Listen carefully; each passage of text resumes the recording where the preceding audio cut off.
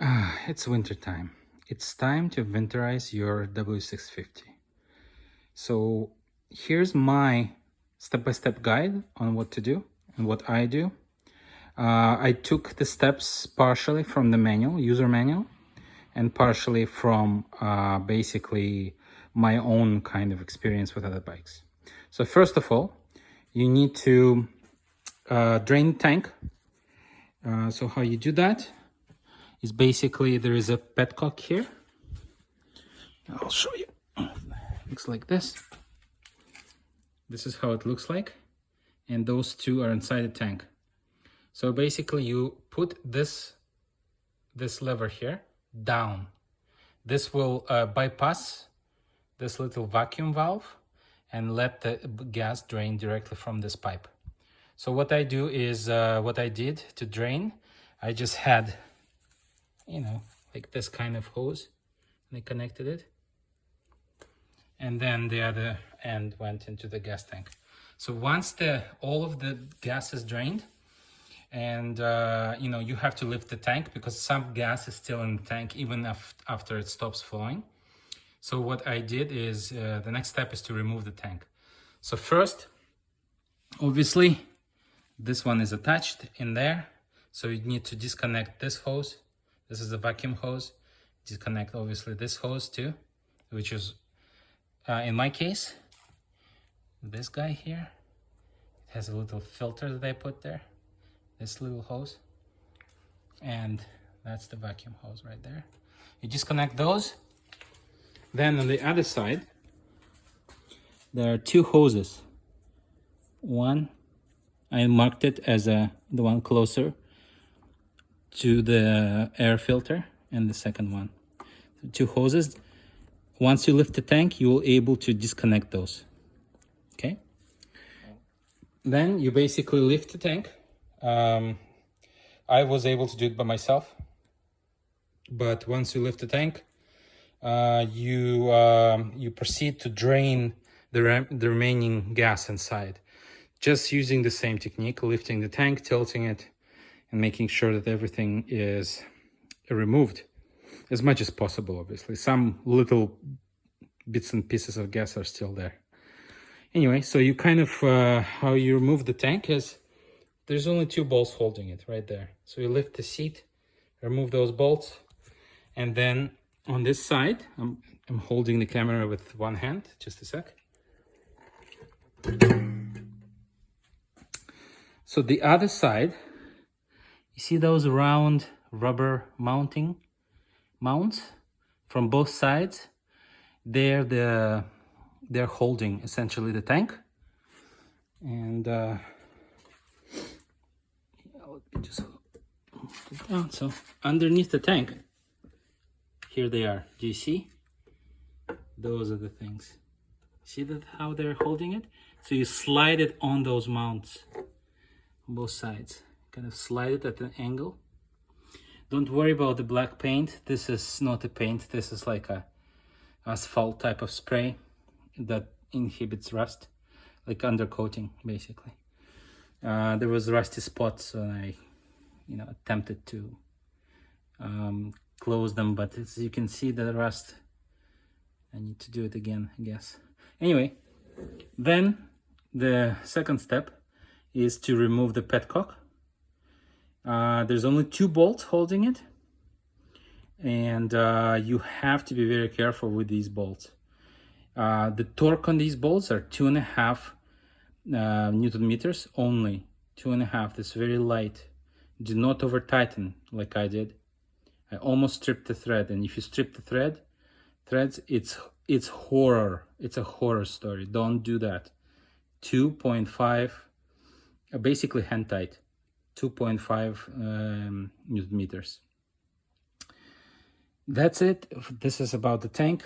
So what I do after this, I have about 1 liter of gas left. So I'm gonna do is, I'm going to actually pour it back in, swirl it around, and remove that tape.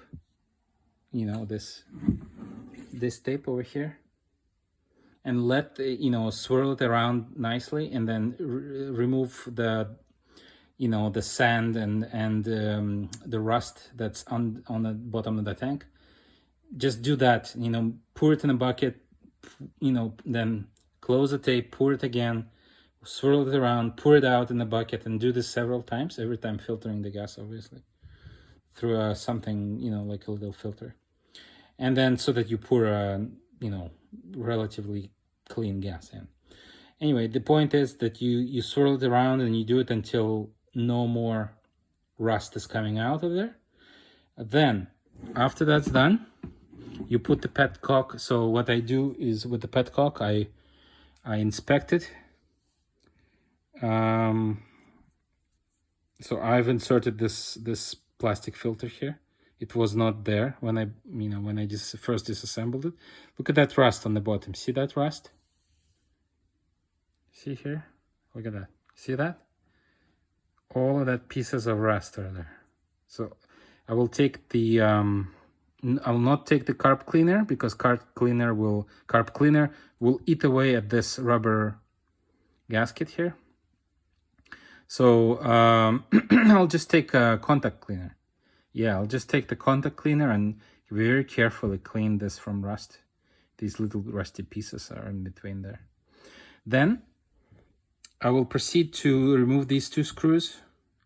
You take this out, all of this tab comes apart, and essentially I will look inside and make sure that this area here is completely clean. And then inside this tab there could be gummy deposits from bad fuel and stuff like that. So I quickly disassemble it, look inside. If it looks okay, I'll just spray a little bit of just a bit of like a carb cleaner. Just make sure it's all completely clean. But if it's completely clean, don't spray anything. Just reassemble it back. Then make sure there's no gas left in there. So you drain all the gas that you can. Then you put it in, 2.5 on each side. Like I said, 2.5 Newton meters torque. Put it back, screw it back in. Close it to the front, not reserve. Put it to the on, because when you put it to the on, the fuel comes from this large, long, elongated pipe. Reserve is the fuel will come from this one. So the reason why I put it to the long is because after you install this back in, the next thing you're gonna do is you're going to pour about a glass or 2 glasses of motor oil in the tank. The reason is, and you put the motor oil in and you swirl it around so that the motor oil will cover all the top pieces on the sides, everywhere inside. This will prevent rust, because if you leave an empty tank over winter, the water, the mist of water, little particles of water will start eating away at your tank, and it's actually already happening. Just like you pour the gas out and you can see that the water goes to work right away and rust starts forming. So you're basically in the same day, you kind of have to do all this. And then you pour the manual says one glass of regular motor oil, whatever your car uses, it doesn't matter, right? You see that rust there? Look at that. You see that? It's all rusty inside. Look at this. See this? That rust is forming literally from like a few hours.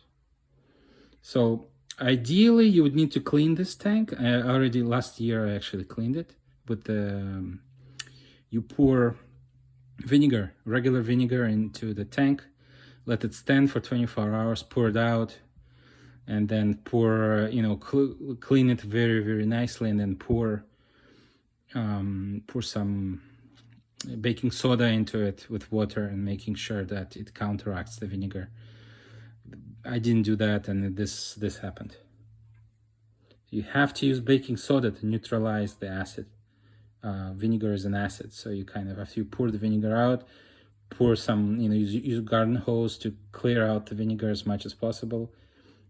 Clean it out nicely from vinegar, and then next thing, you close the taps and then you pour like probably half a cup of baking soda right in, and then add some water and swirl it around again to make basically neutralize the vinegar. And then you clear it all out, obviously with water, with like regular water, and make sure that there's no baking soda left in there. And right away you either pour gas, like full tank right away, or if you don't, then you put motor oil in, like a cup of motor oil. You can put 2 cups, it doesn't matter. Up to 2 cups of motor oil, regular, doesn't matter, cheapest motor oil in there. And then you close it up, and just store it for the winter with the motor oil. That will prevent rust. This is called flash rust. This is not terrible. This is flash rust, but it looks kind of icky, and it looks worse than it is actually. Anyway, this is for cleaning the tank. You don't need to clean the tank. In this case, my tank is probably okay. It doesn't look okay, but I'll just pour motor oil in it and call it a day. Okay, so this is what you do with the tank. Once you put motor oil in the tank, you can store the tank, like screw it back on the motorcycle. I wouldn't do it because I have to go to step 2, which in my case I need to do check the spark plugs. I'll remove the spark plugs and do a valve job, do a carb job. I'll take out the carb and clean the carb and stuff like that. So I still need I will not put the tank on just yet. One little last note about the tank. When you take off the tank, make sure when you flip it upside down, make sure you do not put it on just flat surfaces, because even flat surfaces have little sand on it. See what happened when I put it upside down on a sandy plastic? I don't know if you can see it, but it's all scratched up. Right, so like this, see, all of this needs to be polished. Anyway, be careful. Keep the tank like this, ideally, so that you don't scratch anything. That's it. I will cover step 2 tomorrow.